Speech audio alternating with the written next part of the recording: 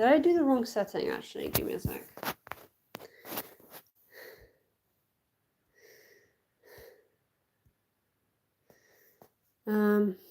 This is for everyone, right? Yeah, it's for everyone.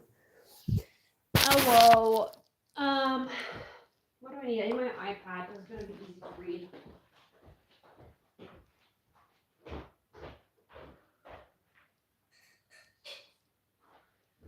And I need this and this.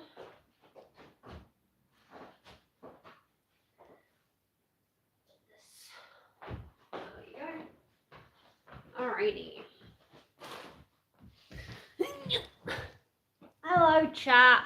Hello. You guys can look at my microphone. It's a very nice microphone. It's a Blue Yeti microphone. It's gone for a lot with me.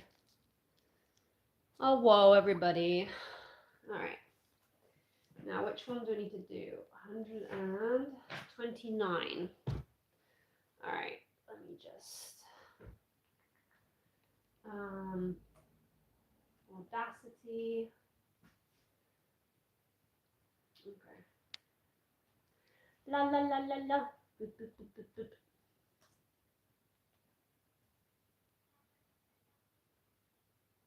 Good. All right. All right. So we are going to do. We are going to read. Well, at least going to do chapter 129 and chapter 130 of My Father's Warmth. We're at least going to do those two. Because I think that'll be fine. Well, at least do those two, and then maybe we'll see how my voice is and how much time it takes. And also the phone quality. Well, more like the percentage on the phone. So have fun looking at this. You're not going to look at my face. My face is really gross today. So.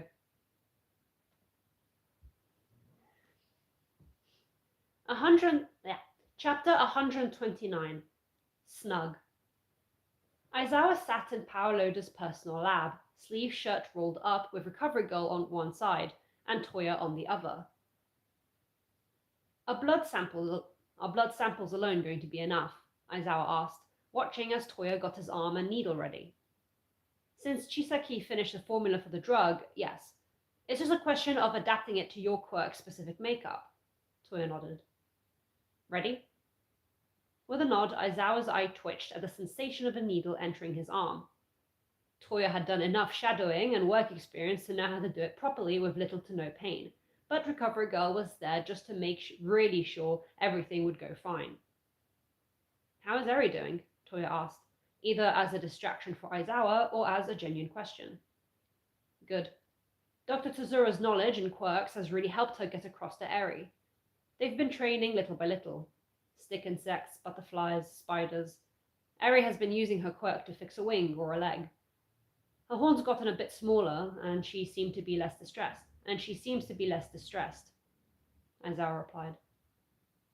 The girl laughed a lot more. She hugged Tozura constantly, and Sir Night-Eye doted on her like she was his own child. Centipeda and Bubble Girl adored her as well, and whenever Aizawa went to visit her with Mirio, she dashed towards them happily, sharing whatever new skill she'd gained, like writing or reading or playing the guitar. The frightened little girl was a far-off memory, despite it only being a couple of months. Makes sense. Her quirk is an accumulation type. The size of her horn tells us how much she has stored up. We're lucky she didn't lose control when you all rescued her, Toya replied. Done. Recovery Girl offered a little smooch to Aizawa to make him all better faster. Do you think your idea will work? The latter asked after thanking the elderly lady. I think it will. If I can get my formula to at least match Chisaki's, I can visit him a second time. Toya was already at his lab setup, organizing everything so the blood didn't spoil. Thank you for agreeing to this, Aizawa. I know it's not ideal. Better me than Eri, the teacher shrugged. He was feeling a bit sluggish, but he didn't look any different, so it wouldn't go noticed by his students. I have to head to class. We're doing joint training today. Good luck, Toya waved Aizawa off.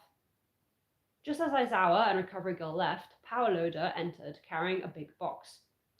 Toya knew exactly what it was. It's from Melissa, right? Please be from Melissa.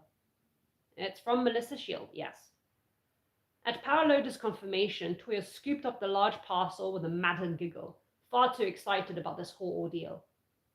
Power Loader was just glad to see the spark back in the young man.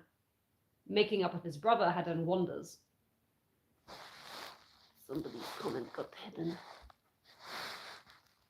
Show. Hello, but dancing. Is that Wolf? Hello, but dancing Wolf. Yes, we're doing fanfic reading.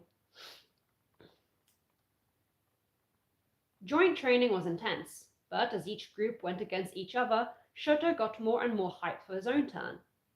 He really wanted to stretch out and see how much he'd improved with all the remedial course training he'd been doing on the side.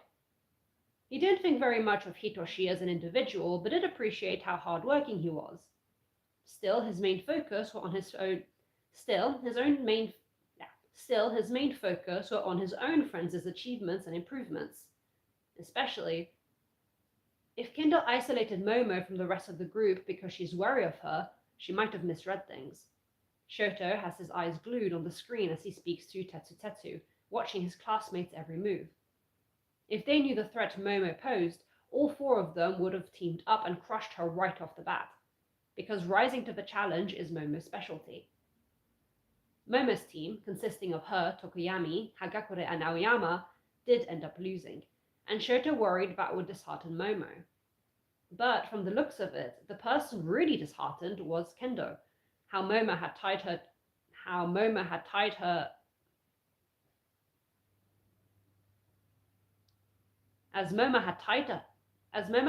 to her cannon after passing out and never let go. It doesn't really feel like I beat her, Kendo lamented. Because of the destruction to the site caused by Fukidashi and Kendo, they had to take a breather and change location. But instead of following the rest of the class, Shoto jogged to the robots who were taking a swaying, barely awake Momo to Recovery Girl. Oh, hey Shoto. Momo slurred her words, a bit out of it. You did great out there, Shoto praised. Midnight said you'll make a fine leader, so I hope today's loss doesn't get to you. He knew how hard Momo worked, and from how she used her quirk today, her problem solving and the stress of the moment had massively improved since their practical exam together against Aizawa. That cannon was amazing. Momo frog blinked at him, and for a moment Shoto wasn't sure she'd heard him. Shoto, you're so sweet, always cheering me up. The girl giggled woozily, slumping in her seat while the robots carried her. Shoto caught her body as it slumped to the side a little too much, worried that she'd fall. He repositioned her in a more stable way. Thank you. Good luck with your round. I'll tell you all about it, Shoto grinned as he waved off his fellow recommendation student. Shoto really was pumped for his own turn, especially because he got to team up with Tenya, Shoji, and Ojiro. They'd already been planning tactics after the first round, and it was clear they were all excited to push themselves. Right before he was about to go off to start his round, Tokoyami addressed him. Todoroki, I shamed myself out there. It's up to you now. The bird-headed boy said solemnly. Shoto blinked, a bit frazzled. Why me? He pointed at himself. Hawks and Endeavor, we've apprenticed under the top two heroes. Who fought that last battle. We are honor-bound to uphold their reputation. Again, Tokoyami spoke as if they were knights about to be sent off on some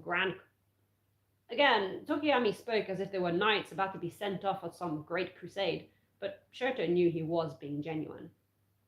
He'd never really saw it that way. It made sense for him as Endeavor's son to try his best, but Tokoyami was just Hawks' intern, yet he felt this way, and strongly. It reminded Shoto of Tenya's loyalty to his own family name. You can definitely do it. You just need to push yourself, Shoto blinked at the sudden memory. The water pump. It sings a song of its people. It was some years ago when he'd been training on Sekoto Peak with his father and two brothers. His father had said those words, and there had been an edge to them. Frustration, Shoto thinks it had been. Shoto, are you okay? You looked far away for a moment there. Tenya snapped Shoto out of his thoughts as they walked into their fighting ground. Is something weighing on your mind? A few different things. I don't really get them yet, though, Shoto replied honestly, which got an understanding nod from his childhood friend. Considering all that's happened, that's understandable. Let's talk about it after class today. Shoto appreciated that and smiled with a nod. Outside of his family, Tenya knew him best, what with all the play dates they'd had growing up together. I didn't notice you were in deep thought. Your expression can be hard to read, Ojiro commented as he looked at Shoto's face. The class president must always observe his peers and reach out to those in need. You're in high spirits, as per usual, Shoji commented. Actually, it's because my brother's been doing much better lately. At Tenya's words, all three of his classmates smiled and voiced their joy at the good news. He's adapted well to his new lifestyle and has been giving me many tips to improve. And since I've taken on the mantle of Ingenium, you're not the only one with everybody's eyes on you, Shoto. This is the loyalty Shoto thought about when it came to Tenya. Pride in his brother, in his name, in his quirk. He'd always been like this, even as a child. Shoto had grown into being similar, especially once he and Toya grew closer after the accident. What an awful moment that had been. But in the end, something good had come out of it. Toya still teased and nagged him, but there wasn't the maliciousness of before.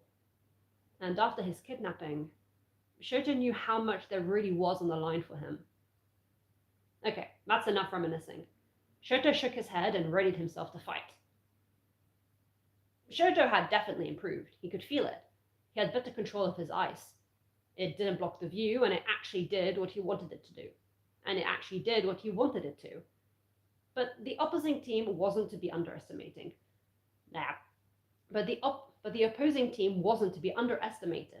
They were all fearless and wanted a head-on fight, which, when facing off against Tetutetsu one-on-one, put Shoto at a disadvantage. Tetutetsu had the drive to rival Kirishima, the stubbornness to match his father, and the guts to keep fighting even as Shoto blasts him full of fire because his eye stood no chance to the metal-skinned student. Yet his fire didn't do anything except turn the boy literally a hot rod, and he was completely overpowering Shoto. Half and half can't put a dent in me! I bulldozed it past my limits to steel myself like this! Tetutetsu exclaimed, continuously cornering Shoto further and further into submission with every powerful punch, even though Shoto was doing his best to keep his defenses up. Come on, Todoroki! It's like you're afraid I'm going to get hurt! Shoto's only limit is himself. If he was willing to go beyond that limit he set, I think he'd find it easier. At 9 years old, Shoto should have known better than to eavesdrop on his parents' conversation, especially when he was supposed to be asleep. He knows his father saying that was because he worried for his son. He remembers the whole exchange clearly. That's how much of an impact it left on him. I want Natsuo and Shoto to be prepared for whatever might happen. If either of them are able to get hurt and give up easily, I failed them as their father and teacher. His father had high expectations for himself, as do Toya and Natsuo, even his grandfather. And, consciously or not, Shoto had followed suit and done the same thing to himself. But how could he not when his entire family strove so hard to be a better version of themselves every day? He wanted to keep up with his family, with his friends. He wanted to be strong enough to protect them all. But if he wants to protect, he needs to fight, too. There'll be times where you think you've reached your limit. Tetutetsu is really testing those limits. He continues punching like he wants to break Shoto's bones. It's in those moments when you want to surpass that limit, When it feels like your body's about to collapse, that's when you push further to keep going. One thing's for sure about his father, he always did what he preached in training. That fight against the hooded Nomu proved that. Even when his father should have collapsed a long time ago, his body kept moving and fighting until the threat was fully gone. Only then did he let himself pass out in Natsuo's arms. You have a hidden power in you that is stronger than any other. Once you become aware of and accept that fact, you'll find pushing your limits easier. Shoto is aware. He knows what he's capable of. But why is he unable to accept that fact? He knows Toya losing control of his blue flame as a child left an impact on him, and he knows he should trust his fellow students to watch out for themselves. But why, when push comes to shove, is Shoto unable to overcome his own mental barriers? Why is that? Would he still have those barriers if his father had pushed him as hard as Natsuo? Or would he have rejected the pressure? Natsuo always thrived in training, but Shoto hated it. He'd found fun in fighting against Izuku in the sports festival, but against opponents like Bakugo and Tetsu, it was stressful. He couldn't find enjoyment in fighting under those sort of conditions. He can't even focus hard enough to use his nameless cold fire move yet. It takes too much strain on his heart, and it easily gets blitzed away if Shoto loses sense of it. It's frustrating. Why isn't he like Toya and Natsuo? Shoto lets out a strained cry, upset at himself, and his fire's heat rises. He's so distressed by his own mind, in fact, that he grabs Tetsu's face with his left hand, blasting fire directly into it. "Opponents like you are the worst," Shoto shouts. "Glad to hear it!" It's muffled, but Tetsu is undeterred by the continuously heating up flames. So hot, so powerful, that they fry the cameras that the teachers and other students were watching them on. "If you don't give up, this will end up being a whole lot worse than just a few burns for you." Shoto could barely finish his sentence because his opponents need him so hard in the gut he almost threw up. "Anyone who isn't willing to die in training won't risk it all when it matters either," Tetsu roars. "Limits are there to be broken." Shoto is envious of the boy in this moment. A drive like that, he wants it too. Because for all his endurance, which is what they're battling right now, their endurance, Shoto can feel himself grow dizzy.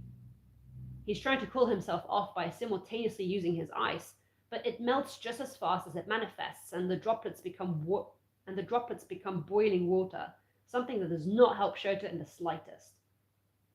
Plus, using both sides of his quirk at the same time is draining his energy.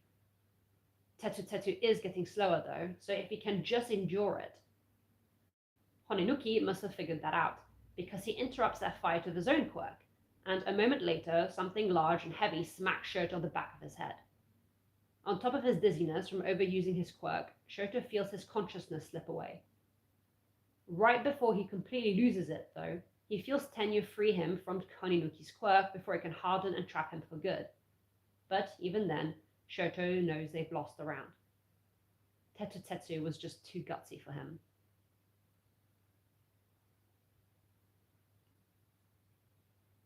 Shoto awoke with a gasp. "Just like the rest of your family, aren't you?" Recovery Girl cackled as she waved a Snickers in front of Shoto's face, who woozily sat up. Ojiro already headed back to class. Did our team lose?" Shoto asked with a groggy voice as he accepted the snack. "It was a draw!" Tetsu made Shoto jump, the boy on his way out with a mouthful of chocolate. "Our teams might have tied, but I'm taking it as a loss. Our teams might have tied, but I'm taking it as a loss. That fight was something else. I can't wait to rumble again."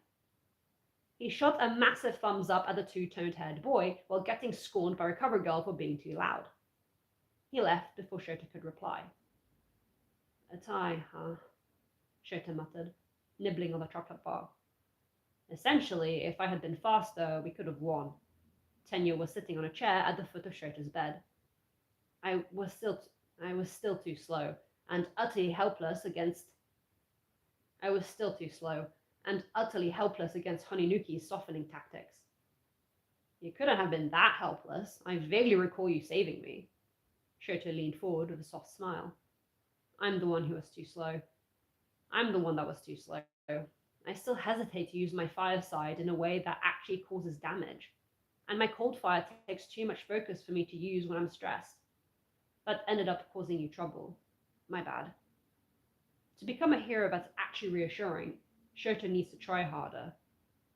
Nonsense! You, unreliable! I won't hear of it, ouch! Tenya's speed raising... Tenya's speed raising...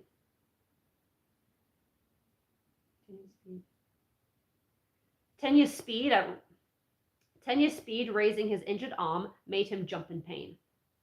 I meant to run towards those in need, wherever, whenever, especially as I'm inheriting my brother's mantle. I must do him justice. Do him justice. Shoto is slowly understanding that feeling. The curtain dividing Shoto and the bed next to him is pulled back, revealing a roughed up but awake Juzo. Your fire and your recipro? He looked to Shoto and Tenya respectively. In my mind, those are challenges I've yet to overcome. How about a rematch someday? Sure. Both Shoto and Tenya replied with smiles before they were sent on their way back to class. My cousin Yawara said she's seeing your brother today. Oh my gosh. My cousin Yawara said she's seeing your brother today. I bet he needs a break after being at that fight against the Nomu, Juzo said to Shoto as the trio walked back to the fighting grounds. Yeah, Natsuo was really shaken up.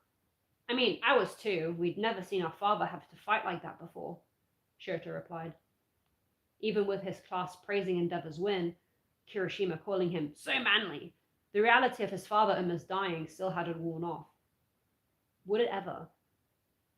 Considering my mother threatened to pull me out of UA several times, you'd think she'd have gone hard on my father for the fight. Your father is the #1 hero with decades of experience, Tenya said with his usual informative raised voice. You are a high school first year without a provisional license. She's right to worry. Endeavor has been on the front lines of All Might since the beginning of his hero career. It is not the same thing. Okay, fair, Shoto grumbled. Jesus snickered. How is your cousin doing with everything going on?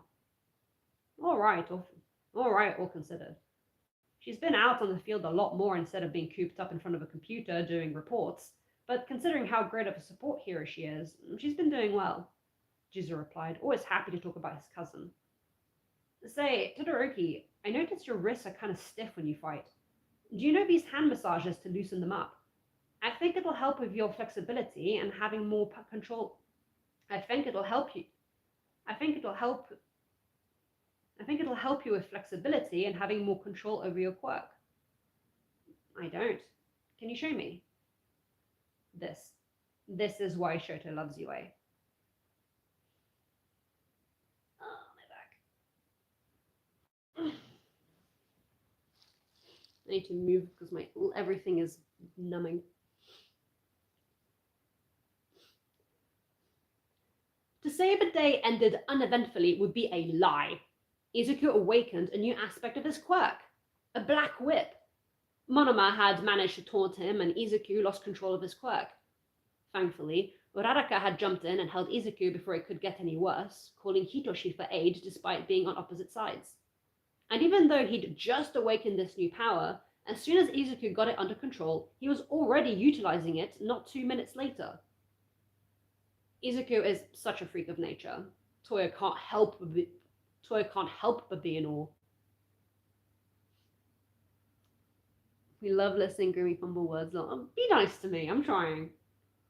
But when Toshinori had brought this up, Toya had been in the middle of messing with Chisaki's formula to adapt it to Aizawa's genetics, so he didn't react much beyond acknowledging it. It's a generational stockpiling quirk. It's a generational stockpiling quirk. It makes sense since he's able to tap into the previous owner. There's too many apostrophes. It makes sense he's able to tap into the previous Blah, blah, blah. It it makes sense he's able to tap into the previous user's quirks. Toya muttered offhandedly while messing with his microscope. Sorry, Uncle, I'm just in the middle of something. After Toya was done with that something, he let out a cry of realization and beeline for the 1A dormitories. He was met not only with Class 1A, but also Class 1B. Everybody was chatting and mingling, a real get-together. Toya got told Izuku and Bakugo was still training, despite it being 7 in the evening, though. I'll just wait for him to come back. In the meantime, I didn't have the chance to review your performances today yet. Tell me all about it. In the meantime, I didn't have the chance to review your performances today yet. Tell me all about it. And they did, with wild enthusiasm. Class 1A had ended up winning the joint training overall, both classes exclaiming how they felt about each other's abilities. Tokuyami gravely lamenting Kuroiro's natural advantage over him, and hearing about everyone's improvements and the different skills and tactics they use. They had a lot of fun. That's awesome, Toya grinned, in particular shooting a thumbs up to Aoyama, who posed back dramatically in response, showing off despite his team losing, before realizing that Shoto and Tenya were also missing. Hey, Uraraka, you managed to calm Izuku down, right? How did you do that? Oh, not really. Hitoshi helped stop the Black Whip of his own quirk. That is not what Midoriya said, though, is it? Mina, with an all-knowing cheeky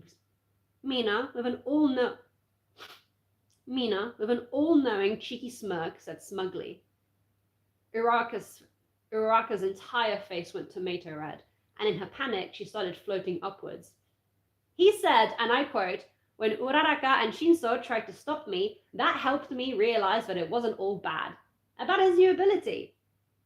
As Mina all too enthusiastically shared that, Toya watched Uraraka float through the living room with her face in her hands. She jumped in without thinking and wrapped his arms around him and everything. Okay, enough of you. Toya flicked one of Mina's horns, which made her yelp. Sounds like you really helped him out. It's true I jumped in without thinking, but if the alternative was doing nothing and regretting it, I'd rather be reckless. Uraraka cupped her own face, still bright red, but smiling. That hit Toya in the throat. Emotions caught him, as always, and he cleared his throat. I think the same, he voiced. Class 1A caught the slight edge to his tone. Are you talking about the League of Villains? Ojiro asked with a tilted head. Kaminari, as always, messing with the fluffy end of his tail. Todoroki told us about how you searched for Toga and Shigaraki, Jiro added to the boy's observation, fiddling with her quirk as she did. Toya really was transparent. The kids could see right through him with ease. Yeah, not just them, though. Anyone, really. Toya watched Uraraka land back on the ground safely, standing in front of him. It's not for everyone to do, but I feel it's my responsibility to at least try. Long hums of thought echoed through both classes, all the students muttering among each other about that. Food for thought and all. It's kind of hard to feel sorry for them when they attack us with killing intent, Kendo said, remembering fighting against Mustard, the teenager their age who had been taken into custody. Apparently, he refused to say anything and had been put in a juvenile prison. They would have killed us all at the forest camp if they could. I'm not saying you should feel sorry for them. Goodness knows they haven't earned it. I'm not saying you should feel sorry for them. Goodness knows they haven't earned it. Toya gave a rough cackle. Especially not the likes of Muscular with his bloodlust, Moonfish with his cannibalism, Mustard with his petty bitterness towards not getting into UA, or mass-murdering Magne, or rage-baiting performer Mr. Compress, or insufferably stubborn Tomura. They really... Blah, blah, blah. I need to do that properly. I'm not saying you should feel sorry for them. Goodness knows they haven't earned it. Toya gave a rough cackle. Especially not the likes of Muscular with his bloodlust, Moonfish with his cannibalism, Mustard with his petty bitterness towards not getting into UA, or mass murdering Magne, or rage baiting performer Mr. Compress, or insufferably stubborn Tomura. They're really testing my patience, trust me. Especially after they sent that Nomu to attack my dad. Silence fell upon the students. Toya, I've been thinking for some time. Uraraka starts, her finger pads pressed together in front of her face, gently thrumming them while deep in thought. If heroes protect everyone, who protects heroes? Toya stared at the brunette, eyebrows lifted. Because, at the end of the day, pro heroes are just human. We get tired, we get stressed, discouraged. Who's there to pick up the pieces? Toya's eyes drag over the room, looking at all the young, teen faces of future pro heroes. His uncle and father come to mind. How All Might always try to do everything alone, carrying an unbelievable burden on his own, while his father worked non-stop, endlessly striving forward despite his limitations. And who was there to pick them up when they struggled? Each other, their family, their colleagues. We are, Toya breathed out. I mean, us citizens, non-heroes. That's what we should be doing. That's what my family does, and hopefully what yours do too. It's what your mentors and colleagues and friends will hopefully do. Again, silence stretched out, but this time heavy with thought. Toya, Juzo raised his hand. Since villains are humans too, do you think a lack of all that is what made them that way? Toya swallowed thickly. Sometimes. For Himiko it was. Shiguraki and Spinner and Twice. Their life stories twisted and turned in his head. Mr. Compress was exposed far too young to the idea of corruption, and Magne struggled with her self-image and where she fit into the world, and where she fit into this world. Not that it justifies anything. I feel sorry for the children they used to be. Shoto, at that moment, entered the living room of Tenya. Right, same, coming out of your voice, which gained a rise of agreement from the students. I always want to know how their mind works, Kurohiro added, which gained more agreements. Like Monoma. Like Monoma is downright villainous, but we like him. Like Monoma is downright villainous, but we like him. Hinako teased the blonde, who did not help his case by making a dark expression and covering his face with a malevolent smirk. Because we get where he comes from. I don't know about that, Sero muttered. Yeah, I think it takes a special brand of crazy to understand him, Kirishima added. Laughter, arguing, and bickering spread through the room, and a different emotion caught his throat. Relief. But they could discuss it openly, think about it, consider it for the future. He looked at Uraraka. She was deep in thought, her fingers now pressed to her lips. Shoto, I heard you got pummeled by Tetetetu today. Toya aggressively ruffled his baby brother's hair, making the other whine. What's all that about? I just talked about it with Tenya, Shoto explained. Journaling only gets me so far. Toya blinked and stopped his aggressive show of brotherly affection, just holding Shoto's head instead. I'm not like you and Atsuo.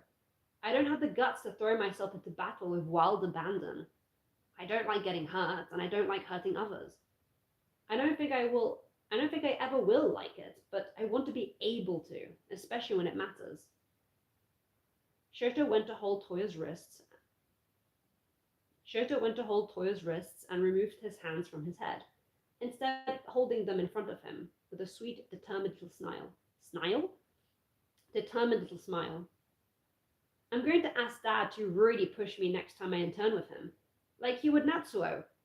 I want to love fire as much as you do, Toya. Stunned, Toyo continued standing there frozen even after Shoto let go of his wrists and went to talk with Momo, Kendo, and Jiro, wanting some tea.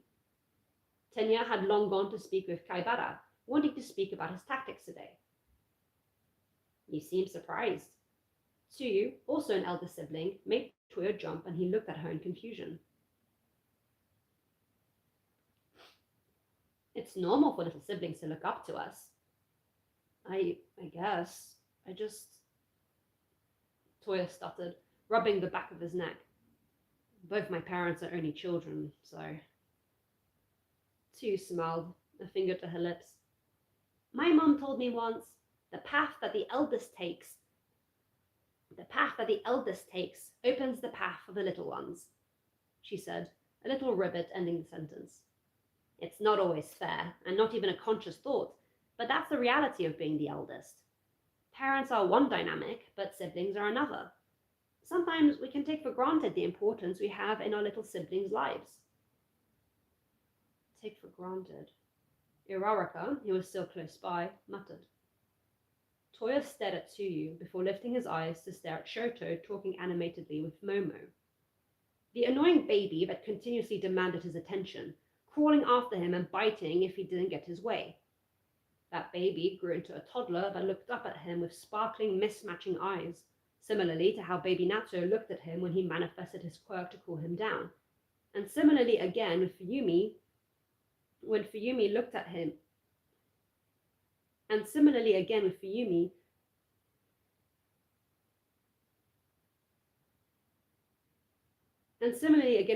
when he looked at him when he passed a math test.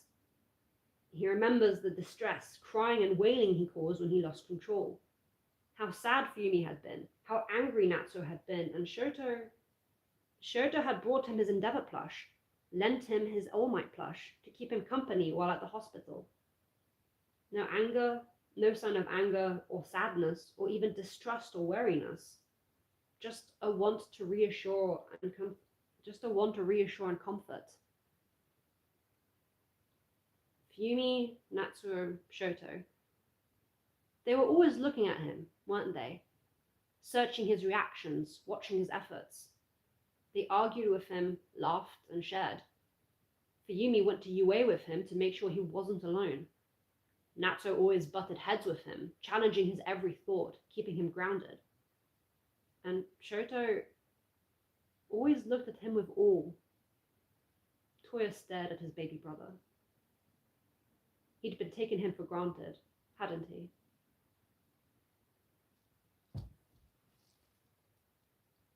There we go. Dragging my boyfriend to watching stream with me by putting on the TV. Well, Lamau. That's probably not a very good looking format because it's not horizontal, because it's portrait. Oh man. Export audio. 129. Export. My nose is always itchy when I do these.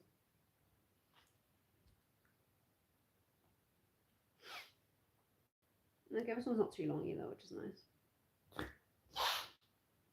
My nose, it hurts. It hurts. I have an underskin spot. TMI, but I have an underskin spot in my nose and it's like really making everything annoying. Nose pimples are the worst. Why up that joint? Oh, it's the chapter. Don't you dare change it. Let me rename you. Rename. Why did you do that? Let me rename you. Rude behavior.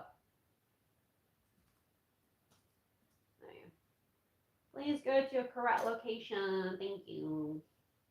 There we go. All right.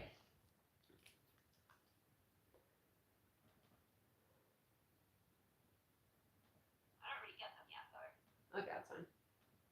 Yay, it works. Huzzah. All right. That's one done. Is there anything else on this page? No, that's it. All right. We're just vibing until we go get dinner and see Iron Lung. Oh, you actually get to see it. Nice. I don't think it's going to be available in the UK, unfortunately, because I don't think Markiplier did the international law thing.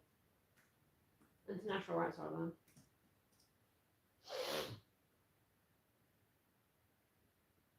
Oh, apparently it is showing though. In certain places. Iron Lung, Showtime's Odeon, Cineworld. What about the View though? Not the View. I forgot what mine is called here. Oh, I want to see it.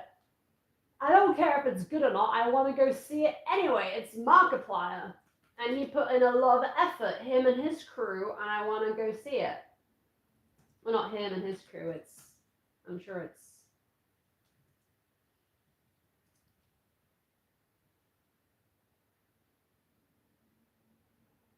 Okay. Okay, I could go there. I'm seeing a 6.8 out of 10 on IMDb. No, it's Markiplier. Therefore, it's a 10 out of 10. Shut up. Let's see. Yes, that's fine. I understand. Cinemas near me.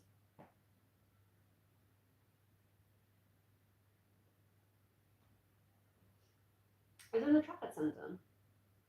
That makes it easier. That's in that'd be so easy if I could go to that. That'd be brilliant.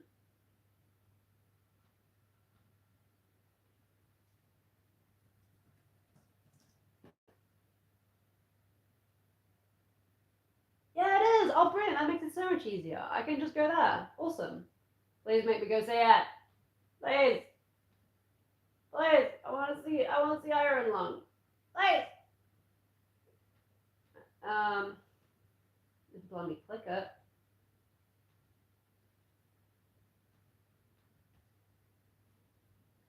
Yes. It's not letting me click anything, but it is available. Actual movie enjoyers are going to give it a better score than the critics. I can say you pick if you want to see it. Yeah, sure. The Murmur. Oh yeah, sure. Yeah, I'm sure on Rotten Tomatoes it says like 90 something%. So I think it's gonna be fun, you know. Yeah, I understand. Directors Mark Fishbach. Yes, it's he. It is he, the man. Trafford Centre. Select a date. Ooh. I can't do tomorrow. I can do Wednesday. Wednesday could be fun. Not too late though, because I want to go home afterwards. 2 hours, 5 minutes. Let me get my calendar. One second.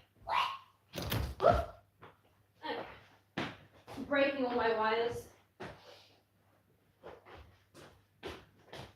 It didn't fall off, so it's fine.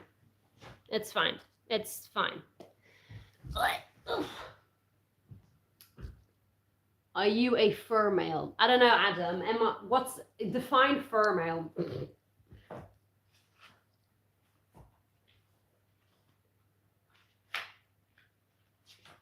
Can't even spell it. You can't even count. Yeah, let's do 5. Let's see, that'll be fun. Search. Make a little day trip. Seats. Where is it? Premiere. Yeah, why not here? Why not here? That's a good spot. Well, maybe. Well, that's the middle. Maybe here then, actually. Just one. Okay. Continue. Maybe required to show ID. Yeah, that's fine.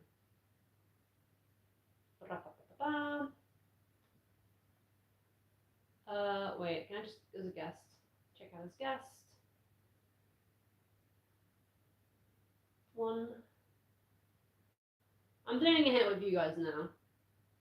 Next step. This is like a community event. I'm just gonna get food when I get there though. I don't want to pre-order food or drink. No, I don't want to do that. Continue with that food. All right.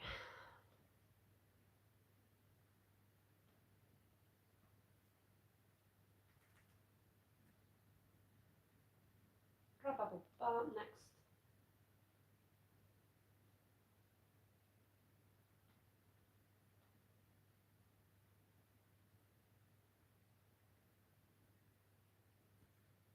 Probably shouldn't say my card information out loud.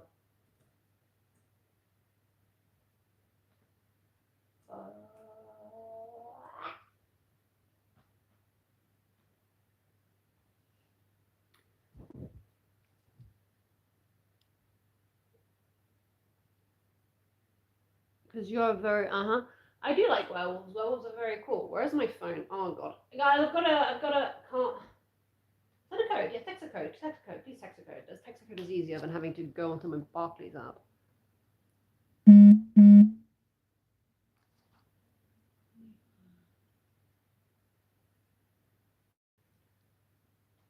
Yeah.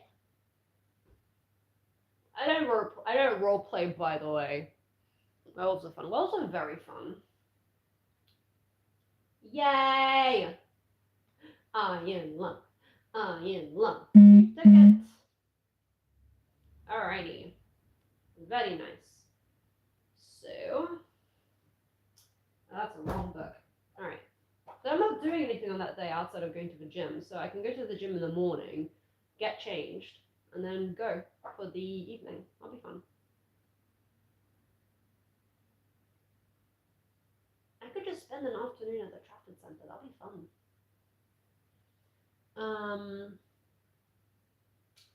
Iron lung. Yay! That's fun. Alright, anyhow. Thank you, Ultimate, for inspiring me to go out and do a thing. It's very fun.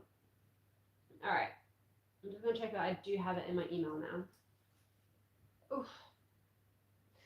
Yay! I do. Also, I got Ultimate. I have a handful of really tasty Harrow commissions. I will show them to you later. They're tasty. I got two. I got two. I need to go back and check all the things because I bought a few and I've forgotten. Also, I've been very cheeky and I bought the Endeavor edition of a new thing Jumpers publishing. It's like volume 9 or something, and there's just a beautiful Endeavor on the cover, so I had to get it from Japan. I had to. Go away. Yeah. It was beautiful. Yes, I have it now. Alright. Onion lung.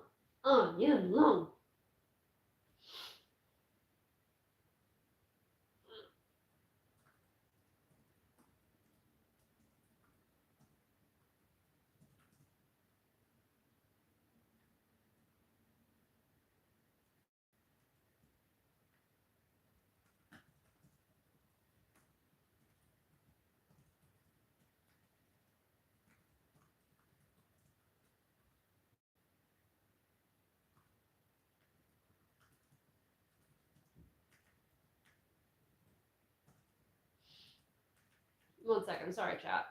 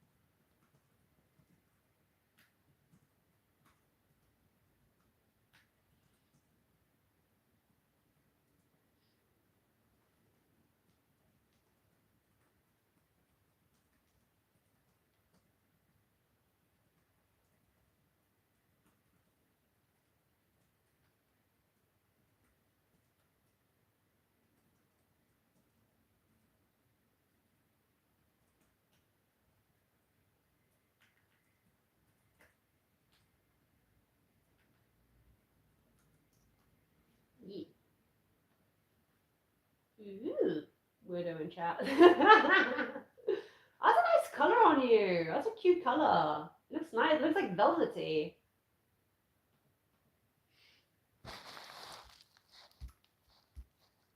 Arabo! Dude, Adam, person, we don't roleplay in this chat. We don't do that here.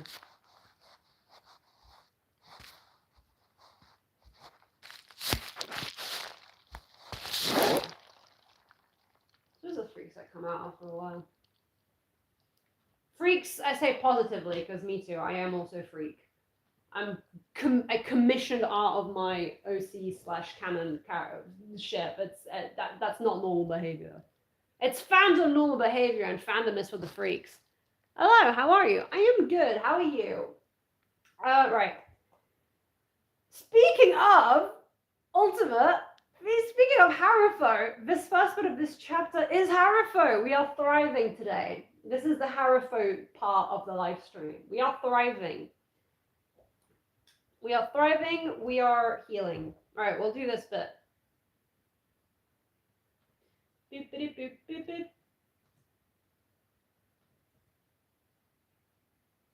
Good enough.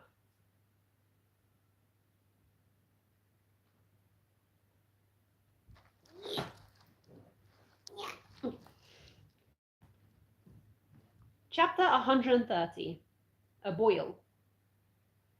Shishikura, indulge me a moment. The prison guard groaned internally. All for One had become a lot more talkative as of late, milking every interaction for as long as possible. Worst of all, he was openly talking about his brother, and Shishikura was getting all kind of uncomfortable vibes from it. What is it? He groans after turning on the mic. He thankfully wasn't physically in the vicinity of the villain, just watching him on the cameras. You have a son. Tell me, what is fatherhood like? Shishikura really hated his son being brought up by the man. He didn't even know how or why the man would know. His hesitance to answer must have hinted all for one at his wariness. Come now, the boy has an interesting quirk. You can't blame me to look into him. As if that made anything better. Why are you asking? He had a good idea as to why, his conversation with Haru Todoroki. But why now? I've never had the experience. I'm curious. You raised Shigaraki, did you not? Well, for one, hummed in thought. Technically, but I'm inclined to believe my experience was different. Look at how Shigaraki ended up. Fatherhood is different for everyone, Shishikura answered after an instant. There are a lot of factors. But for you, what was it like? But for you, what is it like? He really shouldn't be entertaining this villain. It changed everything. All for One says nothing to that. He's listening. He's listening. Whatever life I had before, once my son was born, nothing else mattered. It changed my wife and I forever. Everything I am and that I do for the sake of my son. Would that not simply be a biological instinct? They're conversing. This is strange. Shishikura must be lulled into a false sense of security because the villain is imprisoned and he's not. But something about this feels strangely innocent. Maybe, he replies. But my wife and I made this little human. It's our duty as his parents to nurture and make sure he grows well into a healthy man. All for One hums, but says nothing. Shishikura doubts this is a sign of a growing conscience or a change of heart. He doubts the man has even considered the boy he raised as a son. A student, certainly, but his own child? Unlikely. All for One says nothing more, and the conversation is over. Inside, All for One aches. By the way, this is me taking it straight out of the manga, by the way. The exact wording from All for One. So don't come at me. Don't come at me, alright? This is me just saying N. Inside, All for One aches. He can sense his brother. His voice grows. All Might's successor must be developing one for all. How fascinating. Fatherhood. The concept eludes him. He never experienced being a son or being a father, as Harrow so kindly put it, and the thought had bugged him the entire time. Not that he's interested in either. He raised himself and his brother, and he did it well. Yet, based on what he witnessed in the Todoroki and what Shishikura had just described, his caretaking of Tomura isn't the same. But, as Shishikura just said, fatherhood is different for everyone. And even in the small example of the Todoroki, there are many different examples. Harrow and his biological son, Endeavor. Harrow and his honorary son, All Might. Endeavor and his precious eldest, his only daughter, his son most like him and his son most different to him. And then the most recent addition, All Might and his successor. Yes, he's noticed it, the special fondness his arch-enemy has for the boy, similarly to how Nana and Gran Torino treated the teen boy at the time. But there is a difference between fatherhood and being a teacher. Yet All Might seems unable to differentiate it. All for One has no such issue. His Tomura has a purpose, a goal. He belongs to All for One. All these fathers speak of their children as their own separate beings to grow and develop. Yes, All for One knows that feeling. He's nurtured Tomura's hatred for his own personal ambitions, but he doubts these fathers would see his actions as similar to their own. Pro-heroes and citizens never do understand. But Harrow, he'd wanted to understand, spoke to him as an equal. Laughable, honestly, and yet it had left a mark. It lingered in every thought, and all the villain could think of is how he wanted to dissect and tear apart the strange little man. He chuckled to himself. All in due time. Fuck you, for one, I hate you so much. He's my second favorite character. Me straggling All for One. You're my second favorite character, I hate you. Enji's phone vibrated as he finished talking to his father by the koi pond. It was Shoto, just as he'd been expecting. He looked at his dad, who patted him on his arm with a soft smile. He so wanted his father to not blame himself for the state of his childhood, but knowing how his own mind worked, that was a lost cause. Shoto, how are you? Enji asks as he takes the call, heading back inside as his father stayed outside. Pretty good. Did you have a lazy day? Shoto asked. There was some noise in the background. Enji confirmed with a soft grunt. I'm sorry if there's noise. Class 1B's at our dormitories. We had joint training today. How did that go? Enji asked. And the floodgates were obliterated. Shoto rambled on and on about his experience today. His team's hard work, Tetsu's terrifying fighting spirit, his own memories that came up, his struggle, Juzo's quirk, Izuku's freakouts and Black Whip. Did you say you eavesdropped on a conversation between your mother and I when you should have been in bed and it's been bothering you for years? Shoto fell silent. You two need to learn to shut your doors. Only you have this issue. Did you say you eavesdropped on a conversation between your mother and I when you should have been in bed and it's been bothering you for years? Shoto fell silent. You two need to learn to shut your doors. Only you have had this issue. You say that, but Toya is a chronic eavesdropper. Are you blaming Toya for your bad habits? Well, somebody has to blame him. You and Mum coddle the grown adult. Enji snorted.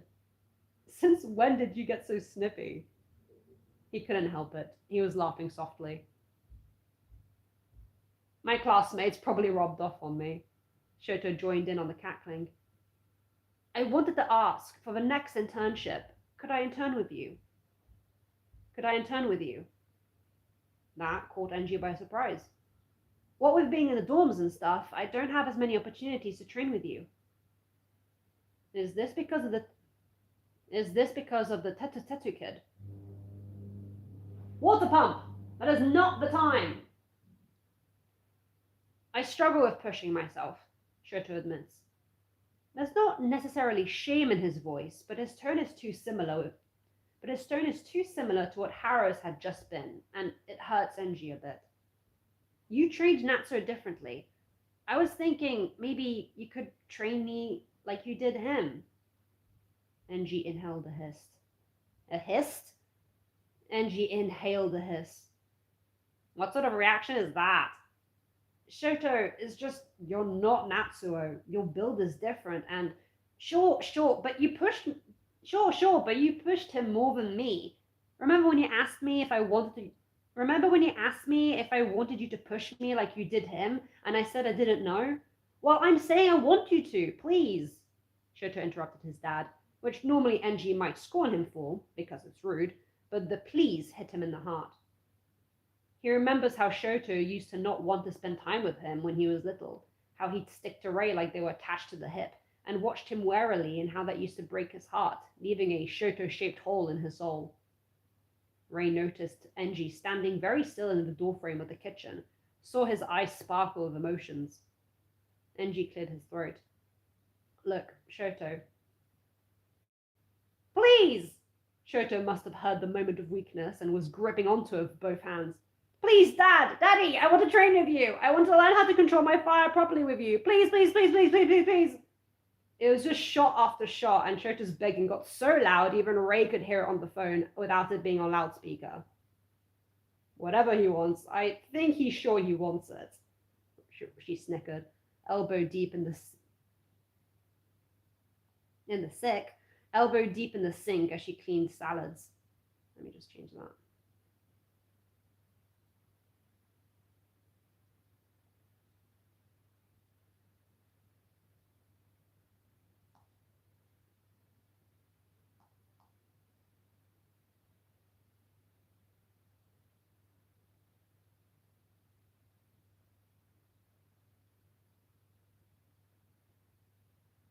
Totally not Juzo. Hello, totally not Juzo. You appeared in the other chapter, not this one.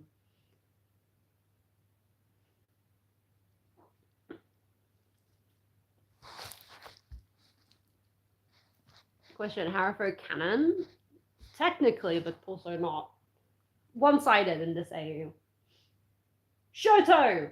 Enji exclaimed to make him stop. Shoto made a whining sound. He really is the youngest of four. Surely he and Rei didn't spoil him that much. Then again, his All Might collection rivaled Toyo's Endeavor army. I wasn't going to say no. I was just going to say, look, yes, of course, I'm more than happy to have you interning, but focus on getting your provisional license first. Okay, Shoto chirped happily, punching the air in delight, as if his dad could ever say no to him. Thanks, Dad. I'll work super hard. A not too hard lingers on Enji's tongue, but he holds it. Do your best, he encouraged gently instead. Shoto agreed enthusiastically before the call ended, going back to his friends. Enji placed his phone down on the kitchen table. Rei had a raised eyebrow at him. Rei, Shoto wants to spend time with me. Enji says it like it was a new revelation. Enji said it like it was a new revelation. Pretty sure he's wanted to spend time with you before, she cackled. A heavy weight rested on her as her husband wrapped his arms around her smaller frame. Busy with salads, dear. He called me Daddy, like when he was little. Rei stopped, and it's like the emotions in Enji's chest had been shared with Rei, because she suddenly felt a wave of nostalgia flood her, and her eyes became teary. Fumi stood in the doorway, watching as her parents cried, maybe? Whatever it was, best she disappeared before she got dragged into it. Not that she didn't love her parents, being in touch with their feelings and all that, but since she essentially became the only full-time child living at the house, she'd been smothered by her parents. For you! Too late. Tonight would be an evening of reminiscing, memories, and probably both her parents and grandfather crying nostalgic tears. And then, because she is their daughter and granddaughter respectively, she too would cry, and Natsu would come home to a tearful mess. And Toya wouldn't even be there to join on the endless crying. Before Natsu was to be dragged into that chaos when he got home late that night and would be shocked that his family was still awake at all, He was continuing to enjoy his evening. He was continuing to enjoy his evening out with his friends until he got a call from Sir Night Eye. Surprisingly, a video call even. Sir Night Eye, hello. What's wrong? Sir Night Eye, hello. What's wrong? Natsuo asked after stepping away from his friends. Nothing is wrong. Eri wanted to show you something. Night Eye's voice was light, cheerful even, which relaxed Natsuo's slightly tense shoulders. He hadn't realized they'd gotten so firm suddenly. Natsuo sniffed and nodded with a smile as Night Eye called Eri over. Natsu, look! Smiling, happy Eri had her hair up in a ponytail, her horn noticeably smaller than it had been last time he saw her, but still big. In the video, Natsuo could see her holding the biggest butterfly he'd ever seen. It was peacefully resting in Eri's hands, seemingly content. It had no left wing, and I fixed it. It was super easy. And look, it stayed with me. Wow, I can see that. Natsuo laughed at the little girl and her giant butterfly she had healed. And I'm going to see Koba tomorrow. Her dad is going to teach me how to play guitar. I want to learn Miss Jiro's song from the concert. Miri has a recording Toya sent us. She rambled on, delighted at all the fun she was having. And Miss Yumi and I made candy apples, just because. The girl he had held in his arms the first time they met wasn't there. It had only been a couple months, and Eri was transformed. Under the guidance and love of Sir Night Eye, Lemillion, Yumi Tsuzura, and Eraserhead, with so many new friends encouraging her, be they Nejire or Koba or Fuyumi, Eri was becoming her true, happy, bubbly self. A sweet little girl with a love for life and music and pretty clothes. Natsuo, how are you? Dr. Tsuzura took the phone as Eddie and Mirio owed and awed. Dr. Tsuzura took the phone as Eri and Mirio owed and awed at the butterfly chilling in her hands. The therapist's question was heavy.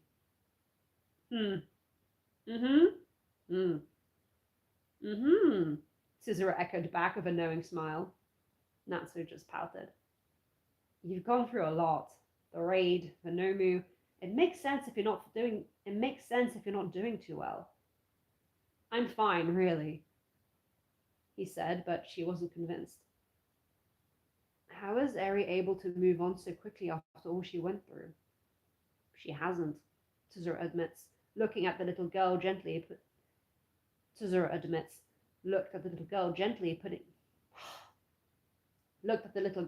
putting the butterfly back in its enclosure with Mirio by her side, the former then showing her how the insect fed itself on flower nectar. She has nightmares. Certain smells make her jump. She's terrified of needles and sharp objects. But we're here, supporting her, never letting her go through it alone, so she feels safe to be afraid freely. Natsuo watches as Sir Night Eye appears into the frame, close to Tsuzura. Natsuo cleared his throat and sniffed, averting his gaze. Toya is working with Overhaul in Tartarus, he mumbles. I'm surprised to hear Overhaul is in any state for visitors. There's no anger or disgust in Night Eye's voice, just interest. As usual, it's just Natsuo feeling angry about it. Is that okay for him to be doing? Using Eri's suffering for some other purpose, even good? Natsuo looked at the two adults. He's an adult too, but they have more experience. The damage has already been done. Eri isn't suffering anymore, so if Toya can use data for something productive, then I guess so. It's unfortunately a very common happening in medical fields. Tsuzura sighed. Natsuo knows. Toya has rambled on about it more times than he knows throughout his studies. Natsuo, promise me you'll be all right, and ask for help when you need it. I promise, Natsuo smiles.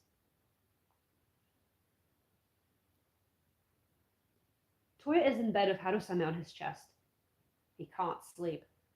Tsuyu's words ring about in his head, and memories of how he was as a child haunt him. He called Shoto cursed because he was the fourth child when they got the news that Aizawa's classmate was killed. He tried to bury Shoto in sand. The nickname Peppermint was meant to be an insult because of how much biting because of how much Shoto bit him as an infant. He made Fumi cry more times than he can count. He upset Natsu just as much. He almost physically mutilated his baby brother, a hit his mother took instead. What a shitty older brother he is. He jumps when his phone buzzes, which makes Harusame mewl in complaint. Moving as little as he could so to not disturb the snoozing feline, Toya tapped the floor for his phone and checked the notification. It was from Takauchi. The results satisfied Tartarus. They've greenlit a second meeting for mid-December.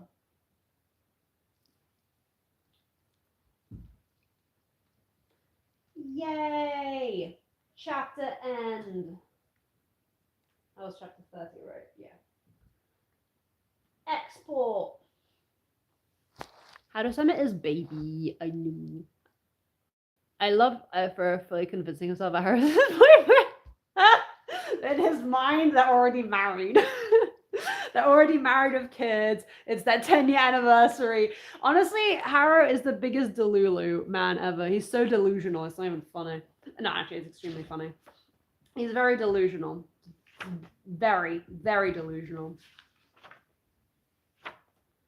Alright, so we've only got... we do have another health flame, though. Wait, how many health flames do I have left to record? My tooth hurts. I've got a dentist appointment on Tuesday, an extra one, because my teeth hurt. There's a hole in one of my teeth on the side, and I don't like it. I want it to be filled up again because that's gross. I do have one health flame. Which one is it though?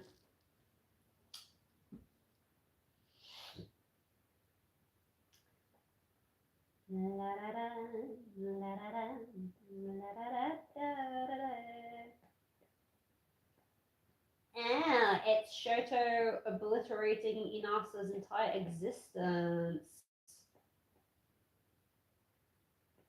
How do we feel about reading one hell flame?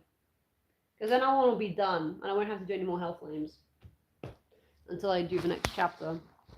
My birthday is Tuesday. Thinking about drawing part for my stream. Ooh, that'd be fun. A little bit true.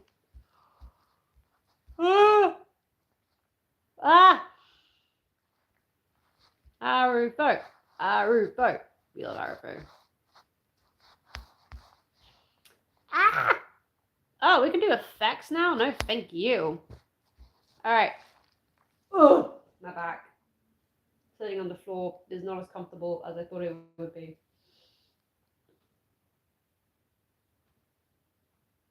He's back.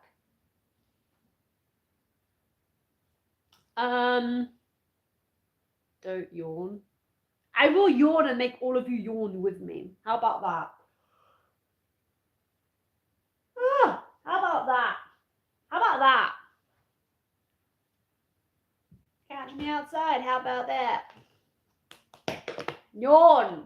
You're being empathetic.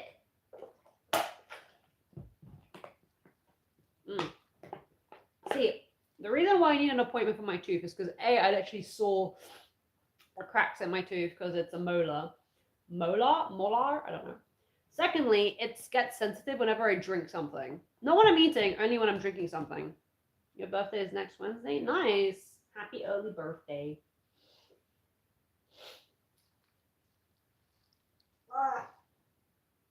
I'm thinking we should do a Hell Flame chapter. That's what I think. We're going to go hour long and do not need to be sleepy. Be sleepy! I did just yawn because of you. Good! This is how I affect, this is my sole effect on people. My friend is cleaning, I believe. That's a schedule change, excuse me.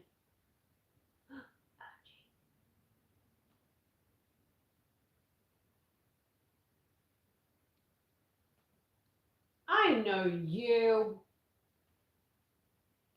I know you. Good night for me.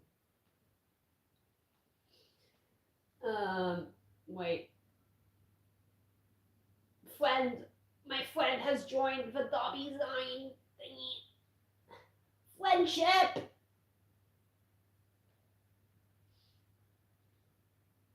I say friend, online mutual.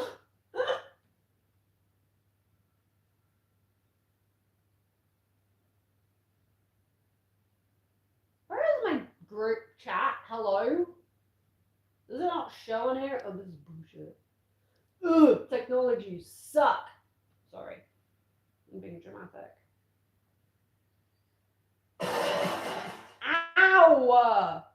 I don't even know what that is. Random Transformers video, my gosh.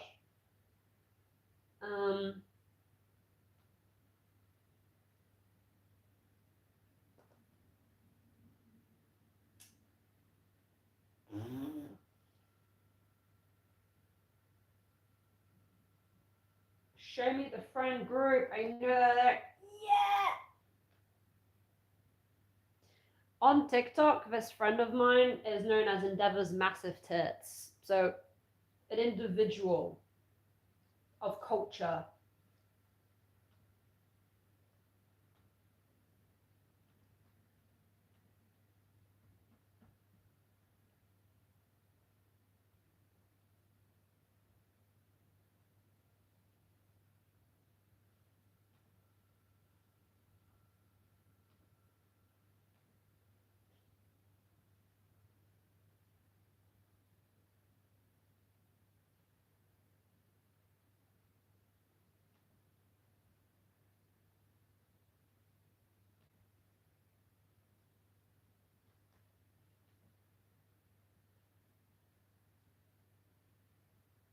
Ew, what did Rin post?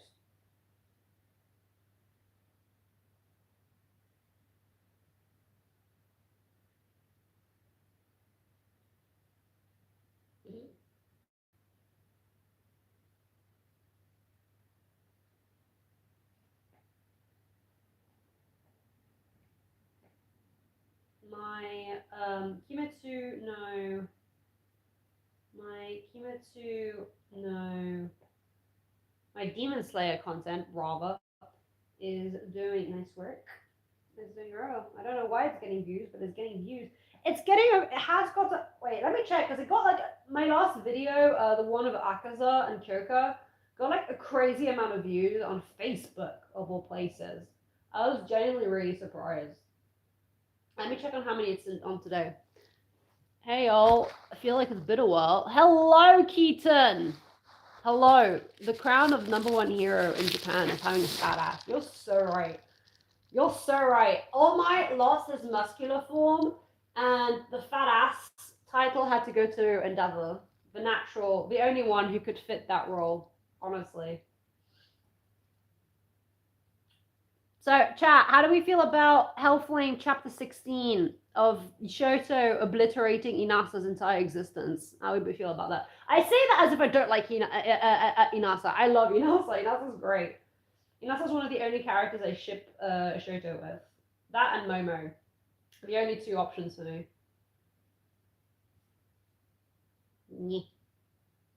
Not that I'm not open to other variations, but I think those two are cute. Facebook is lagging as all hell for some reason. Facebook, something. I know you're old, but come on.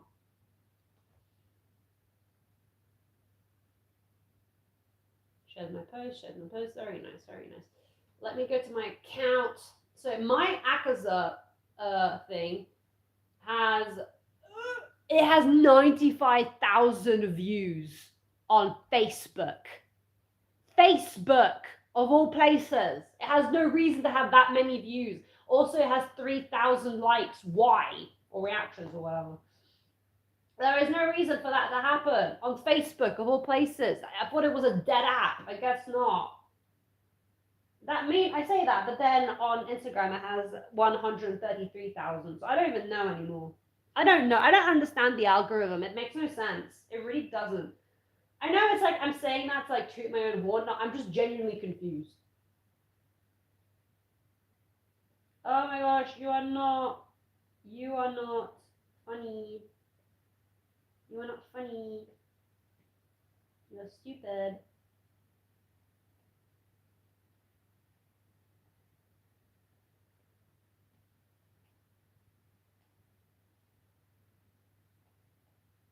Instagram user tries to not be stupid. Challenge.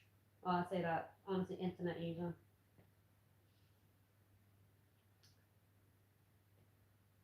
Well, I don't know. I guess Demon Slayer OCs are money bags, I guess. Or maybe mine is just particularly funny. I don't know. I don't know. What the fuck, since when has this content appeal on the platform of 35? I don't know. Don't ask me, ask the people, ask the 95 viewers. That don't make sense to me. Newest. Give me the newest comments.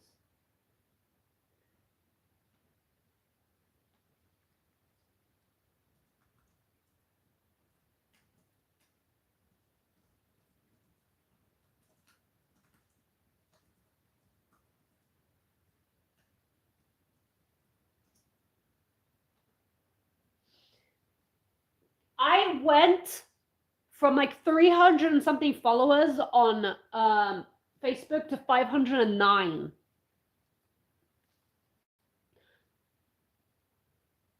I don't know, chat. I don't know. I don't know. I don't understand. I don't.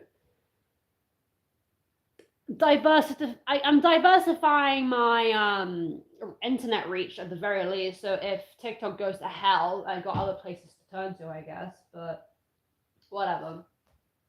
I mean, I'm not complaining at all. Don't take this as me complaining. I'm just confused. Why is that one the one, you know? Anyway. Whatever. We shall take it. Take it in stride. Listen, if the grandmas on Facebook are happy with it, we'll just accept it. Do we want to talk about how the Harifo, it's not a sex tape, but how the Harifo 7 Minutes in Heaven got like a fuck ton of views, or a fuck ton of likes on Instagram? Do you want to talk about that? Because that is also equally insane. Let me try and find it, because it just kept going for a while. I don't want to say it's my most liked post on. Actually, it probably might be.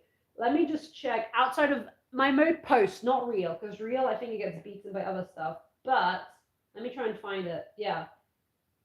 Yeah, no, I think it's my most liked post with 12,000 likes. There's no reason for that. There's no reason for that. It's just all for one being all for one of Harrow. Let me try and find the Halloween series, because I know one of the posts got a lot of likes. 3,000. I think it was the first one. 8,000. Okay, no. So the Hellflame Heart Part 1 and 2 does have more likes, but by 1,000.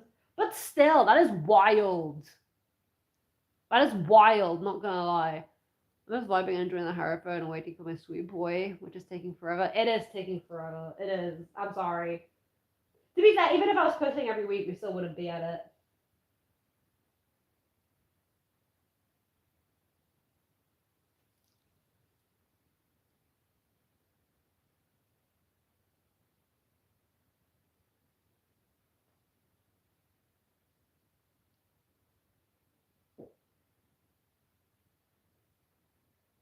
See, this person is funny, so that's why we like the comment instead of deleting it.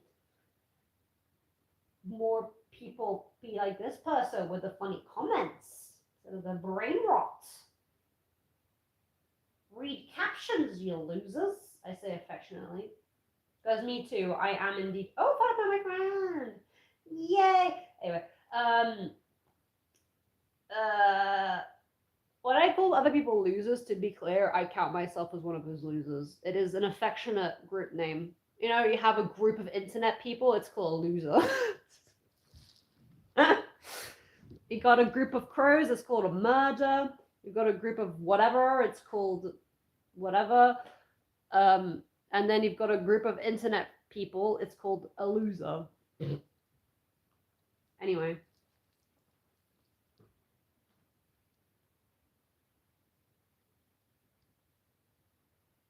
What is that emote?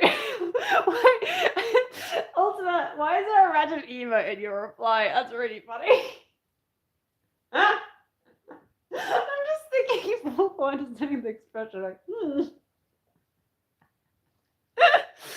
I love how much you put I love how so much you put Harrows in Halfman's Island outfit. I know, right? What's his face? All for one is living out nostalgia. The thing is, do we want to say it's the original outfit or is it like a remade outfit? Just a touch of spice, such a touch of spice. I'm just too much of just. Anyway, wait, is that saved? I'm pretty sure that's saved. My teeth hurts. Fuck me. You were right good here on the phone. Congratulations. I wish I could speak normally. Whatever. Chapter 16. Allium. He hadn't meant to. It had been an accident. It had all happened so fast. It hadn't been his fault. He didn't do it on purpose. Inasa had met Hellflame once. The hero was kind. He smiled tenderly as he gave him an autograph and patted his head while asking for his age. And when Inasa replied, Hellflame cooed, impressed. You're a big boy for your age, aren't you? He complimented. Tell me, what's your quirk? And Inasa told him, rambled on and on about his whirlwind, about the potential he had, and about how he wanted to be a hero, one with gusto and fire in his belly. Wow, that's so cool! Hellflame indulged the child with a laugh and a clap. Hellflame indulged the child with a laugh and clap. With guts like that, I'm sure you'll go far. What a wonderful encouragement that had been. Inasa held it close to his heart, and just like everybody else, Inasa had fallen for the flame of hope. It's why meeting Hellflame's son, Shoto, had been so soul-crushing. The boy was extremely strong. He'd annihilated everyone in the recommendation entrance exam. He'd come first. With cold, hateful eyes that looked at him like he was an inconvenience at best, and flat out ignoring him, Shoto pushed past rudely when Inasa tried to talk to his potential future classmate. It was then that Inasa realized that Hellflame's son is the worst, the polar opposite of his father. And Inasa had confronted him. It's not very heroic to treat others like that, Inasa had exclaimed after Shoto shoved him violently. Shoto was shorter, but he was definitely stronger than Inasa. Only then had the scarred boy stopped and turned to look at him, mismatching eyes staring right into his soul with such loathing that for the first time ever, Inasa felt genuine fear. Go find a hole and die in it, Shoto spat and stalked off. Inasa had just stared, frozen in place, in fear and in shock. He knew Shoto would be let into UA, what with him coming first in the entrance exam and being Hellflame's son. Inasa had retracted his application. He didn't want to be part of a school that accepted villains into their student group. It was insulting to see him again at the provisional license exam. A villain like him to be allowed to continue the path of pro heroes? Disrespectful. The guy clearly didn't like him, Shoto noticed when the taller boy glared at him after introducing himself to Class 1A. Few did, and he didn't care. He never even glanced at him, or thought of if he knew him from before. He didn't remember him at all, and his indifference towards the taller boy must have got on his nerves, because in the second round, Inasa went out of his way to antagonize Shoto. The provisional license had gone fine before that. Shoto had obliterated the first phase with ease, actually being the first to finish, considering his lack of care about hurting others. If they're here, it means they should be able to look after themselves, he told Momo flatly when the girl asked how he'd done so far. Not everybody is as far ahead with their quirks as you are, she said with a smile. And you're very strong. Her words ring in his head as he watches Inasa painfully wheezing, burned body be taken away out of his sight. It wasn't his fault. Inasa had been blocking his flames with his wind as he was trying to fight against Gang Orca and his sidekicks. He'd been yelling stuff at him. You think getting kidnapped will get you pity points? Stuff Shoto tried not Stuff Shoto tried to not listen to, didn't respond to like he never did to the bullshit people said about and to him, but it had gotten on his nerves. The condescending tone, the mention of his unheroic attitude like the brat knew anything about Shoto. Look at what you did to your classmates at the sports festival. It's despicable. And then, you're Hellflame's son! You should act like it! Inessa had roared. Shoto completely lost it. What the hell did this wannabe little hero know about acting like Hellflame? All he saw was a fan service flame hero that flaunted his looks and abilities like something to be worshipped. All he saw were the statistics, the records he set, the people he saved, the merch, the adoration, the worship. What did he know of living under Hellflame's heel? Shota had become deaf to the world. He let out a roar of fury, one that ripped his vocal cords and came straight from his core. Flames exploded around him like a storm, empowered by Inasa's whirlwind. The two had activated their quirks just at the wrong time, and with Shota's unbridled firepower, the blast caught some of Gang Walker's sidekicks and the civilians they were meant to be rescuing, heat burning their skin.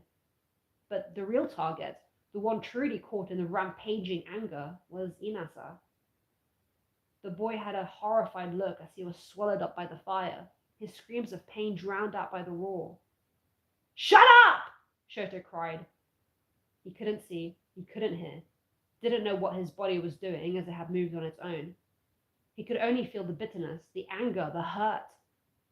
It had been a long time coming, building and building and building. The cycle of disappointment, the constant dashing of any hope, the constant reminder about Hellflame. The man who was supposed to be his father hated his very existence for a reason he'll never know. And this random nobody dared to scream. It's hurting Shota's ears, and he can't take it. It's hurting Shota's ears. He can't take it. "Shut the fuck up!" That's not too silly. "Shut the fuck up! You know nothing! None of you do!" Midoriya didn't know at the sports festival. Midoriya didn't know at the sports festival. Ida didn't know at Hoshi City. None of Class 1A knew at the training camp. Not even Momo and Katsuki knew. Only two of his teachers had an inkling of what he'd gone through, but even that had been nothing but a slap. But that slap is all he could feel now. The stinging on his cheek, hateful, spiteful, personal. Hands grip his throat, tight enough to make him feel like he's going to die, and the damn screaming won't stop. His quirk is out of control, ice and fire mixing, merging, tearing, and killing. Kill, kill, kill. Only when he hears Aizawa shouting his name, quirk activated to stop him, does Shoto realize it's his own hands wrapped around another's throat, choking the mutilated body just like his father had done to him. Inasa's throat burned raw with an ugly mix of scorched flesh and frostbite. "Himura, stop! Stop! You're going to kill him!" Aizawa yelled with yellow glowing eyes and his scarf wrapping around Shoto like a lasso to pull him off of Inasa now that his quirk was deactivated. "What are you doing?" Shoto didn't answer. He kicked and flailed and screamed gibberish, bit at the air, and hit his head on the rocky earth. His quirk wouldn't activate while his teacher used a razor on him, and in a bout of insanity-fueled adrenaline, Shoto cracks his forehead on the ground to get leverage and tackle his teacher like a raging bull. Aizawa sees it coming, but can't react fast enough. Shoto's fury is unparalleled. He's frothing at the mouth and screaming about something. But Aizawa can't make out the words, only tries to keep his quirk active while the boy straddling his chest attempts to cave his face in with only tries to keep his quirk active while the boy straddling his chest attempts to cave his face in with headbutts as the rest of him is wrapped up. This is only put to an end because Gang Orca used his sonar on Shoto, and with the mixture of his imbalanced emotions, the stress of the situation, and of his mental exhaustion, it knocked Shoto out. Not for very long, though, as he reawakened a mere 10 minutes later, much faster than anybody should. That's where he finds himself now, watching the medics deal with Inasa as he's taken to the hospital, as well as the other people he hurt. He's wrapped in Aizawa's scarf on the ground, with spittle all over his chin like he'd been sick. Shoto is staring blankly at the mutilated body of Inasa Yuarashi, covered in ugly purple burns and ice. He's alive for the moment, but the shock of being engulfed in flames is too much for his system. Medics are doing all they can to postpone his death. Recovery Girl is meeting them at the hospital, and Shoto feels nothing. What were you thinking? Aizawa is holding him down with a gentle but firm hand, not wanting to hurt the boy, but needing to make sure he won't hurt anyone again. Himura. I didn't. Shoto tries to speak, but he feels sick. His eyes are stuck on the last place he saw Inasa's scorched body, raw and red like he'd been skinned. Shoto had done that. He'd done that to the boy his age, and he hadn't meant to. He hadn't. He just wanted him to stop, to be quiet, to just leave him alone. I didn't. His body seizes up, and his senses become fried. It's all too much. Shit! Aizawa swears as he sees his student's eyes. Aizawa swears as he sees his student's eyes roll up into his head and his body starts convulsing. Shock? A seizure? He has no idea. Medic! He's having an attack! Come! The words die in his mouth at the looks he gets from the medics, the civilians, and even the other pro heroes and the students taking the exam who had started crowding the area in curiosity. Looks of disdain. They had no intention to help. Once again, Aizawa is alone in wanting to give Shoto support. You can't be serious. Mr. Aizawa! It's Momo screaming, running at full speed towards him, Izuku by her side. He'd managed to save Yo and some of the citizens from the crossfire. Untie him! He needs to be able to breathe! That snaps Aizawa out of his horror, and he frees the shaking Shoto from his bindings, steps away as Momo takes charge. It's okay, you're okay, it's all going to be okay, she's muttering, maybe for her sake, or maybe Shoto's too, but she's moving Shoto into a more comfortable position, a gentle hand on his forehead. Izuku is on Shoto's other side, having no idea what to do but be present, hands hovering over his classmate's body in case he starts hurting himself again. Hands hovering over his classmate's body in case he starts hurting himself. Aizawa turns back to the others. They're all staring still, like they're accusing him of keeping the boy around. The teacher grits his teeth. We must call the Hellflame Agency. Gangorka is the first to say anything. Maybe his soft side towards children is keeping him in touch with the reality that Shoto is just that, a child. Aizawa wants to tell them not to, that Hellflame doesn't care. He'd rather the boy dead, but he can't say it. Who would listen to him? Would it even matter?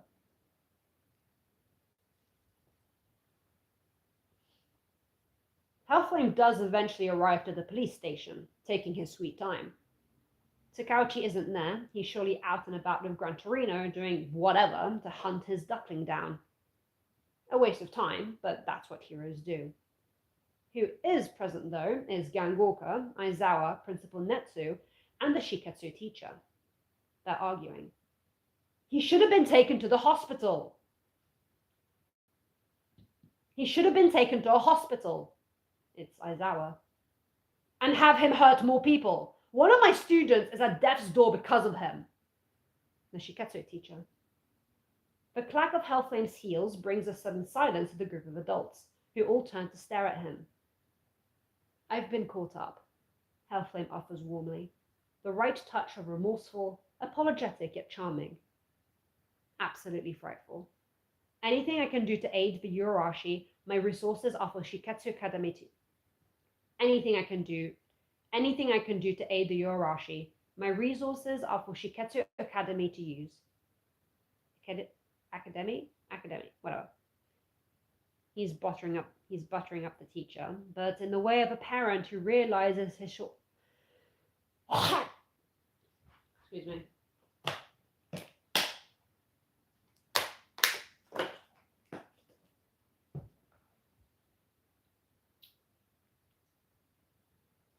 Anything I can do to aid the Orashi, my resources are for Shiketsu Academy to use. He's buttering up the teacher, but in the way of a parent who realizes his shortcomings and is trying to do all he can to make up for them.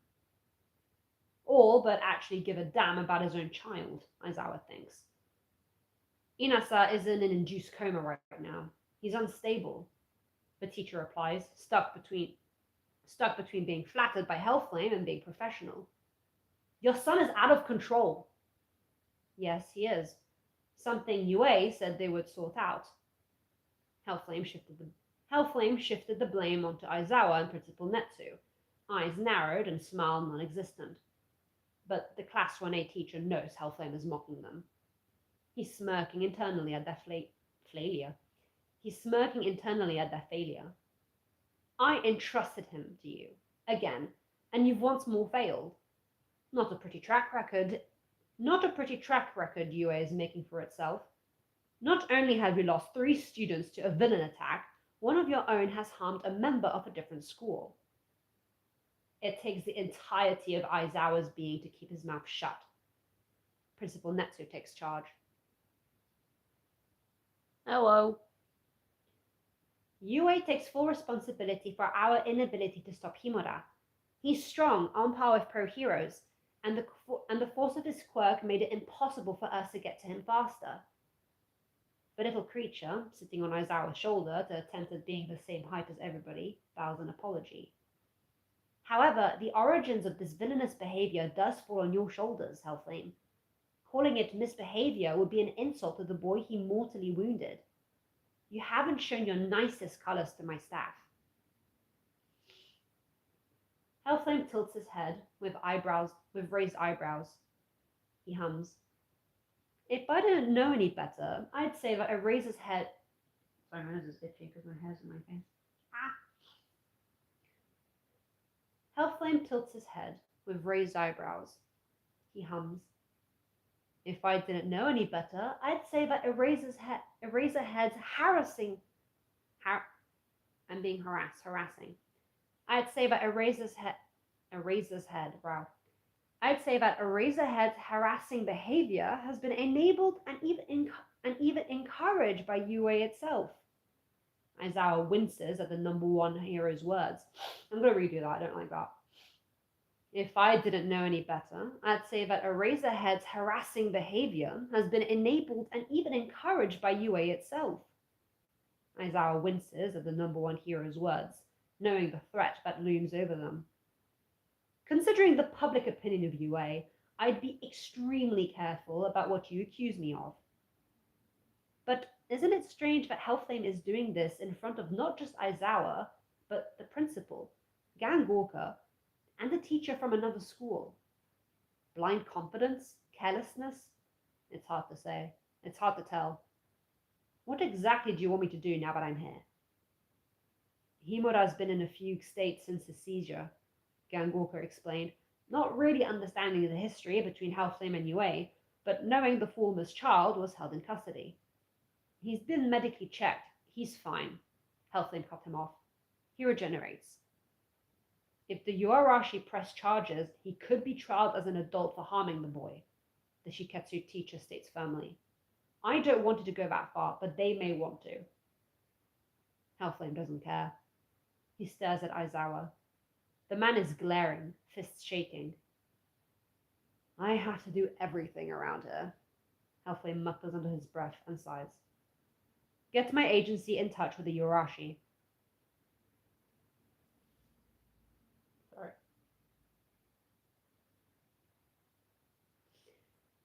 Get my agency in touch with the Yuarashi. Yuarashi. Get my agency in touch with the Yuarashi. I'll speak to Shoto and the police. He instructs the other school's teacher and addresses Gangorka respectively. He would deny the number 1 pro hero access to his son. Aizawa sure can't. UA holds no power here, and the police kiss the ground Hellflame treads. They lead him to the room Shoto is being held in. He's not restrained, not cuffed, and he's just staring at the table blankly, face pale and eyes unseeing. So you do have it in you. Shoto jolts and stares wide-eyed at Hellflame like he's an apparition. Surely he must be. Why would Hellflame willingly come to see him after he kicked him out? Shoto doesn't answer. Just has to be a target you actually want to kill. No! Shoto stands abruptly, body shaking violently. His face is sickly white. No, I didn't want to kill him. I didn't mean to. Witnesses say otherwise. Hellflame cuts him off, uninterested. You know how this is going to look. If the media thought you a villain before, now they know you have the potential to be a killer. You've made a fool of yourself by being unable to control your temper. I taught you better. It's your fault I'm like this! Shoto's arms react, and his fingers dip in the metal of the... Shoto's arms react, and his fingers dig in the metal of the table before it crashes to the side against the wall. He's panting, heavy, his shoulders shaking. Yours, not mine! I never taught you to kill. The words crash down on Shoto, and the boy's fury is wiped, replaced with shame. But I clearly failed to teach you to stand your ground. Hellflame sighs and turns, deciding he's sick of the boy's stupid hurt face. You attacked with the intent to kill. I didn't mean to, but you did. His hand is on the door handle. And now I have to clean your mess up again. And now I have to clean up your mess again. I didn't want to kill him. I just wanted him to stop. I didn't want to kill him. I just wanted him to stop to... The creak of the door handle has ice cold... The creak of the door handle has ice cold settle in Shoto's gut. That's what you always say. Shoto doesn't understand those words, can't comprehend them when all he sees is Hellflame leaving again, bored of him, discarding him for being useless. Wait! I've waited long enough. He's leaving. Wait, please wait! Hellflame has no intention of sticking around, but a clattering and scrambling precedes a sudden tug at his mantle, stopping him from taking a step further. Stopping him from taking a step forward. He freezes, staring at the partially open door. I didn't mean to. I didn't. Please believe me. Please, please. I didn't mean to. I didn't. Please believe me. Please, please. The boy is mumbling, a frantic shake. I didn't mean to. I didn't. Please believe me. Please, please. The boy is mumbling, a frantic shake as he hides his face in the black of the fabric, fists wound up tight as he kneels at his father's feet. Please. Hellflame's mind is reeling. He feels sick. He needs to kick Shoto away, but he doesn't. Not just because there are others around, but because his body refuses to move. Heart palpitations attack him, and he feels like he's going to die. What's the right thing to do here? To aid Father's plan? What does he do? What is he supposed to do? He inhales slowly and turns, looks down at the boy. He's on his knees, back curled into himself as he grips onto the fabric of his hero suit. Begging to be seen, to be understood. I know. You never mean to. The words startle Shoto when he looks up. He's not crying, but his face is horrified. Hellflame winces at the expression, but he doesn't look away.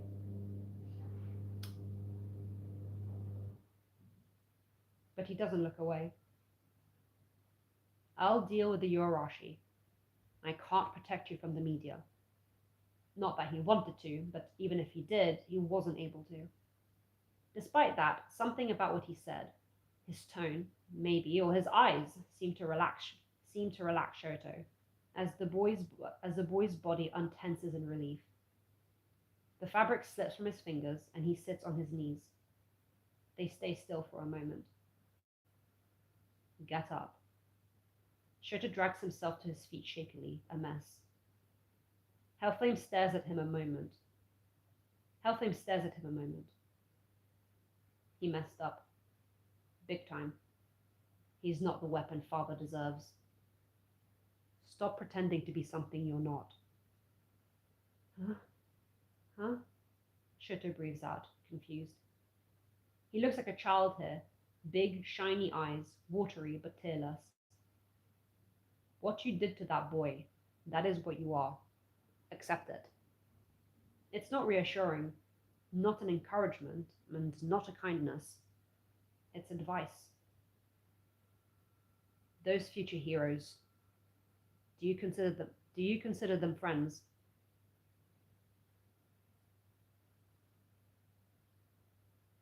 No, Shoto reacts. But Helflame hears the jump of his heart. The boy wishes he didn't think of them as friends, but he does. But they're nice to me. Sounds like you have a lot of friends then. Sounds like you have a lot of friends. Let's stop with the tongue slapping. Sounds like you have a lot of friends then. The girl, All Might student, the blonde boy, the little Ida, the tape boy, Eraserhead. Hellflame is sure, in time, what they're doing. Hellflame is sure in time, with their doing, Shoto will start to fit in. That's how people work. They adapt to their environment and find their place, even if they don't intend to. Don't get attached. Shoto blinks dumbly at him. The more you get attached, the more you'll have to lose. The more you'll have to lose. Shoto stares. Hellflame turns and leaves. Cameras whir. Kyudai Garaki taps his desk. Oh dear, seems Master's little firefly is struggling. Maybe he needs to step up and help Tomodachi Garaki along before his favorite brain-dead redhead completely loses his remaining brain cells. And we're done!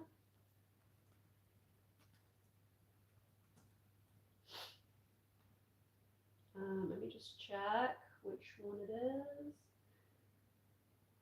Yeah, chapter CH. Excuse me. Yippee! I'm done.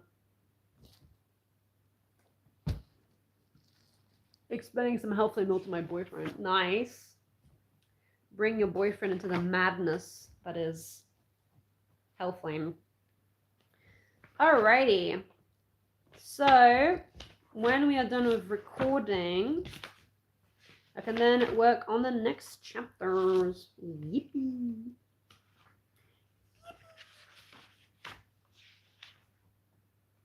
Alright.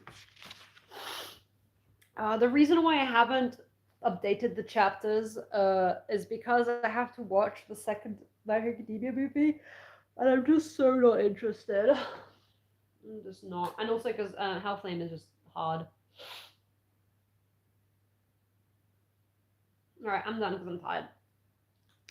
It's 2 hours. It's insane that it takes 2 hours to do these. It's not even funny. I do need to eat. I'm hungry. I hunger. Alright. No.